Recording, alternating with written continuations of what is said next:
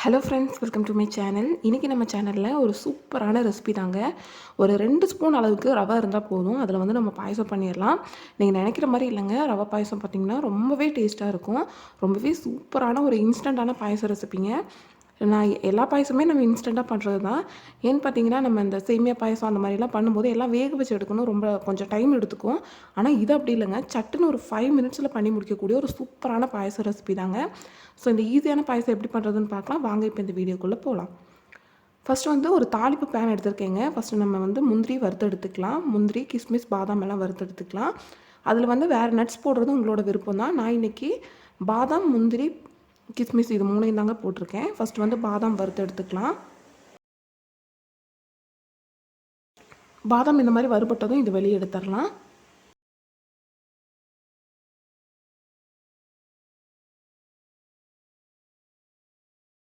அடுத்து இதில் முந்திரி போட்டுக்கிறேன். நீங்கள் செய்ய போகிற பாயசத்துக்கு அளவாக வந்து பார்த்திங்கன்னா நீங்கள் எல்லாமே எடுத்துக்கோங்க. இது வறுபட்டதும் இதையும் வெளியே எடுத்துடலாம். அடுத்து இதில் கொஞ்சமாக கிஸ்மிஸ் சேர்த்துக்கிறேங்க.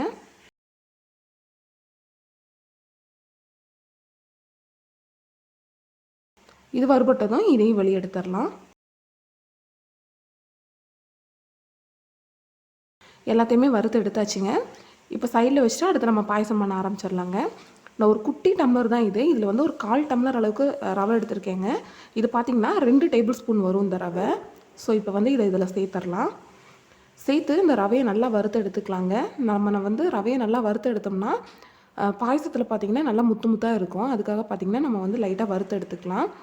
ஒரு 3 நிமிஷம் வறுத்தாலே போதுங்க, மிதமான சூட்டில். ஸோ இந்த மாதிரி ரவை நல்லா வறுபட்ட பின்னாடி இதில் ஒரு 1/2 டம்ளர் அளவுக்கு தண்ணி சேர்த்துக்கிறேங்க. அதாவது ஒரு 4 டேபிள் ஸ்பூன் அளவுக்கு தண்ணி சேர்த்துக்கிறேன். 2 டேபிள் ஸ்பூன் ரவைக்கு 4 டேபிள் ஸ்பூன் அளவுக்கு தண்ணி சேர்த்துக்கிறேன். தண்ணி சேர்த்து இப்போ இந்த ரவையை நல்லா வேக வச்சுக்கலாங்க. ஒரு சில ரவைக்கு பார்த்திங்கன்னா தண்ணி அதிகமாக தேவைப்படும். தண்ணி அதிகமாக தேவைப்பட்டாலும் நம்ம வந்து சேர்த்துக்கலாம். இப்போ வந்து இந்த ரவையை வந்து நல்லா வேக வச்சு எடுத்துக்கலாங்க. ஸோ பார்த்திங்கன்னா ரவை இந்தளவுக்கு நல்லா வெந்து வந்துருச்சு. நல்லா வெந்து ரவை பார்த்திங்கன்னா நல்லா விரிஞ்சு வந்துருச்சு. இப்போ அடுத்து இதில் பால் சேர்த்துக்கலாங்க. நான் பார்த்திங்கன்னா இன்றைக்கி 2 டம்ளர் அளவுக்கு பால் சேர்த்துக்கிறேன். இந்த 2 ஸ்பூன் ரவைக்கு பார்த்திங்கன்னா 2 டம்ளர், 1 ஸ்பூன் ரவைக்கு 1 டம்ளர் பால் வந்து கரெக்டாக இருக்கும். இந்த சின்ன டம்ளரில் தான் பார்த்திங்கன்னா நான் 2 டம்ளர் அளவுக்கு பால் சேர்த்துக்கிறேன். ஃபஸ்ட்டு 1 டம்ளர் சேர்த்து நல்லா கலந்து விட்ட பின்னாடி அடுத்து பார்த்திங்கன்னா அடுத்த டம்ளர் வந்து சேர்த்துக்கலாம். பால் பார்த்திங்கன்னா கொஞ்சம் நல்லா திக்கான பாலாக சேர்த்துக்கோங்க. நான் இன்றைக்கி திக்கான ஃப்ரெஷ் பால் தான் வந்து செய்திருக்கேன். இப்போ நல்லா கலந்து விட்டதும் அடுத்த டம்ளர் வந்து பாலை வந்து நம்ம சேர்த்துக்கலாம். ரவை கட்டிப்படாமல் கொஞ்சம் கலந்து விட்டுட்டே இருங்க. 2 டம்ளர் பால் சேர்த்த பின்னாடி பார்த்திங்கன்னா ரவை கட்டிப்படாது. பால் வந்து நல்லா திக்கான பாலுங்கிறனால சைடில் பார்த்திங்கன்னா அந்த ஆடைப்படியும், அதனால் நான் சைட்லேயும் எடுத்து விட்டு நடுவுலையும் கொஞ்சம் கலந்து விட்டுக்கிட்டே இருக்கேன். இப்போ வந்து பால் கூட இந்த ரவை வந்து நல்லா மிக்ஸ் ஆகட்டுங்க. இதில் வந்து சர்க்கரை சேர்த்துக்கலாங்க.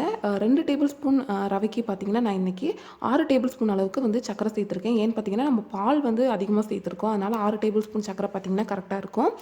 இப்போ இங்கே வந்து நம்ம சர்க்கரையும் சேர்த்து நல்லா வந்து இதை கொதிக்க விட்டுறலாங்க.